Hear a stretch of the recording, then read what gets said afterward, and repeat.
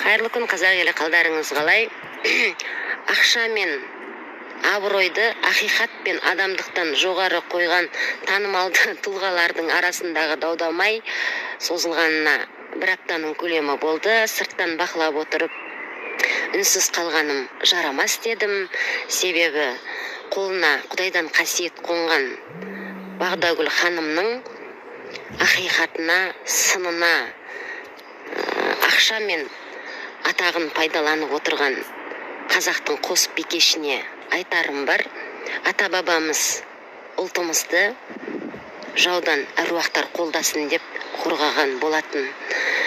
Сіздердің қолдарыңызға атақ пен абырой ақшаның арқасында бітсе, Бағдагүлдің қолына Құдайдан келген қасиет арқылы бітіп отыр.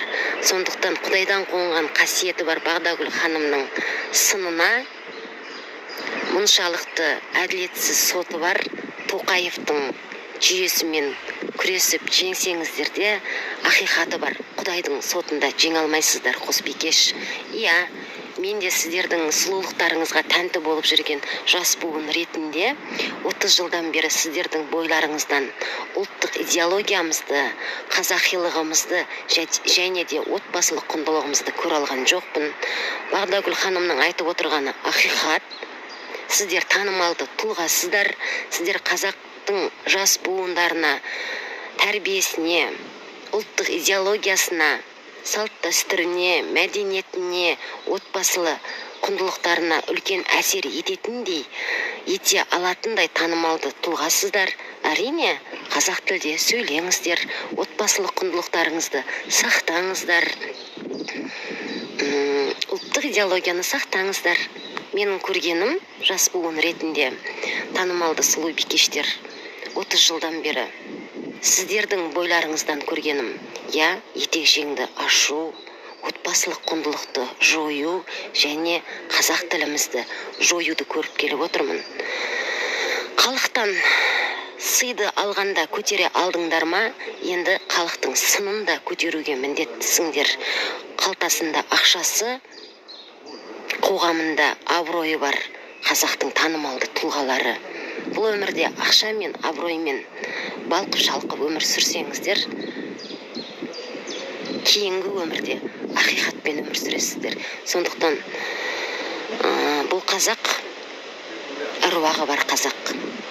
Қолына қасиет қонған, әруақтары сөйлетіп отырған ақиқатшыл Бағдагүл ханымның іс-әрекетін келеке мазаққа айналдыруға сіз екі қос бикештің ешқандай құқы жоқ.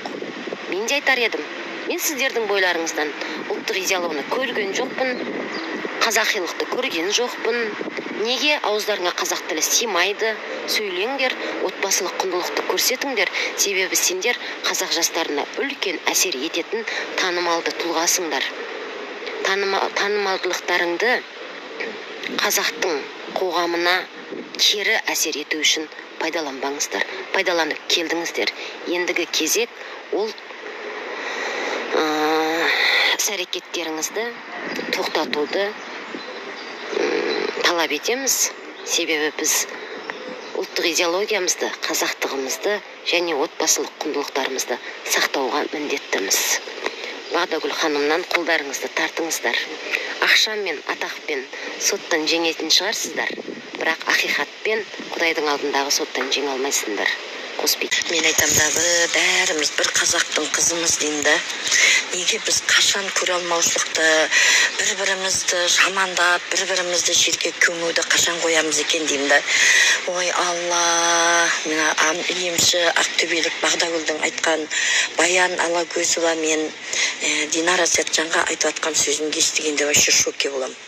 Олар сато тапса байлық өзінікі, ол адал еңбекпен тауып отқан ақша. Екеуі де еңбектеніп, күні түні ұйықтамай еңбек етіп отқан, тауып отқан ақшалар ғой. Олардық адал ақша. Неге Бағдагүл осыншама білмеймін, өзіміздің қазақтың қыздарын жерге салып, жерге кіргізіп, тығып шығарып жатсыздар, мен түсінбеймін. Вообще осындай жандарға вообще түсінбеймін мен. Қолдарыңнан келсе бір-біріңе жақсы сөз айтып, жақсы сөз жарым ырыс дейді. Білмеймін, жақсы сөз айтудың орнына осындай сөздер айтатын жандардан бар ғой, кейде қорқасың да. Бағдагүл жаным, сіз ренжімеңіз жаным, мен өзіңді құрметтеймін, сыйлаймын, аруағыңды, арқалы қызсың, барлығын түсінемін жаным, бірақ кішкене қазақтың қыздарына қатты тіл тигізбейік. Айтқан бетке айтқанда дұрыс, бірақ енді қатты кетіп қалдыңыз енді. Сол үшін кішкене жаным, бәріміз де бір қазақтың қыздарымыз ғой. Бұрын Маңғыстауға тіліңіз тиіп қатты сөйлегенде де қатты ренжіген едім. Одан кейін шымкенттік блогер қызға сөйледіңіз. Одан кейін біздің сынықшы маңғыстаулық Айнұр Асқар қызына тіл тигіздіңіз.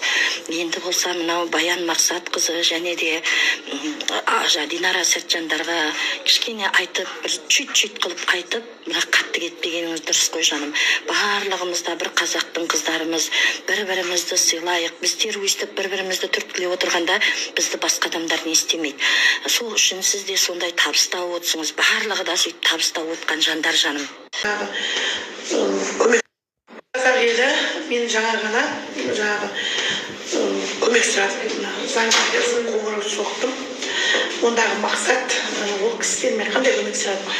Қазақ тілінің ертең мен Ақтөбеге барып, ойлаған мына өткенде өткізген кеште мына қызын не берем ба деп арыз. Негізі айқай қазақ тілінен болды. Өзім шыны, мен өзім заң алдында жауап беремін, ойымда ба, оның біреуді боқтаған үшін сотталмайды жаным. Пожалуйста, төлеріміз құсыныш, Құдай жеткерсін. Ана келіншекті айтам да жаңағы. Оказывается, қазақ тілі енді ешқандай біз заңда қатар деп айтқан, орыс тілі мен қазақ тілі қатар жүреді. Осы кім орысша сөйлегісі келсе бар, орысша сөйлемейсіз, қазақша. Мына екі мықты адамдар енді бүкіл халықты жинап алады да, олар орысша насихаттап. Бүкіл жер. Содан кейін мен орыс тілі уже күшейеді. Қазақ тілі бір бұрышта кедей-кепшіктің қасында. Қазақ елі сонымен бірге мына кешегі Динара Сәтжанның Ақтөбеде өткізген кеші әлі заңсыз болып танылмайды екен. Неге? Шілдеде қабылдануы мүмкін дейді, ол заң әлі белгісіз. Мына мәжіліс депутаттары онда қабылдаңыздар сол заңды. Сіздер мынау масқара ғой, бұл енді қазақ тілінің мәртебесін екі тіл қатар деп тұрсыздар. Енді мына әйелдің кешегі бренд деп барғанда айтар дымы жоқ. Халықтың ақшасын қалтасына басып алып жатыр. Налогын төлесе болды, ИП-сы болса болды, дымды істей алмаймыз деп қарап тұр. Не масқара сонда, ол қазір басқа нәрселер өткізу мүмкін олар апарып. Орыс тілін деген мықтылап насихаттап, халықтың жауы сияқты осылар. Ең болмаса қазақша айтып алса да арманымыз жоқ, ақшамыз сыпырып алсын деп басымызға кигізіп кетсін не нәрсесінде. Мына масқара ғой, неге қабылдамайсың ондай заңды онда? Отырып алып депутаттар елге жандарын ашпай ма? Мынандай психолог ақыл айтатындар тоқтатамыз деген заң әлі шықпаған екен ғой. Неге шығармайсыздар ол заңды? Неменеге айнып таянып отырсың, заңды шығарғасын?